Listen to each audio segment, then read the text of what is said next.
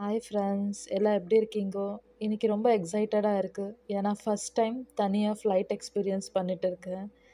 உள்ள கொஞ்சம் பயமாக தான் இருக்குது. வெளியில் யார்கிட்டயும் இங்கே காமிச்சிக்கல. பட் என்ஜாய் பண்ணிட்டு இருக்கேன். பிகாஸ் எனக்கு மேரேஜ் முடிஞ்சு 1 மந்த்லேயே என்னோட ஹஸ்பண்ட் கத்தாருக்கு ஒர்க்கிங்காக போயிட்டாரு. அப்புறம் ரொம்ப கஷ்டமாயிடுச்சு. பட் ப்ராசஸிங் எல்லாம் இருந்துச்சு. Passport, visa, Qatar entry visa, ticket booking.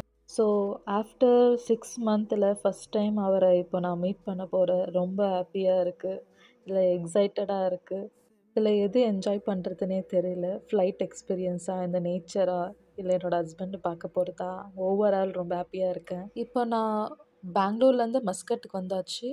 Oman ரொம்ப பியூட்டிஃபுல்லான கண்ட்ரி. ரொம்ப அழகாக இருக்குது ஆக்சுவலி இந்த ஏர்போர்ட்டு. பட் நான் இங்கே 2.5 ஹவர்ஸ் வெயிட் பண்ணணும். பட் இந்த 2.5 நான் வந்துட்டு சுற்றி பார்க்க முடியாது கண்டிப்பாக. பிகாஸ் நெக்ஸ்ட்டு என்ன ப்ராசஸ்ன்னு எனக்கு தெரியல. இப்போ ஒரு வழியாக எல்லா ப்ராசஸையும் நான் முடிச்சிட்டேன். இப்போ நான் ஃப்ளைட்குள்ளே போயிட்டு உட்கார போகிறேன். இங்கே மஸ்கட் டு தோஹா எவ்வளோ நாரு எப்படி பார்த்துட்டு இருக்கேன்.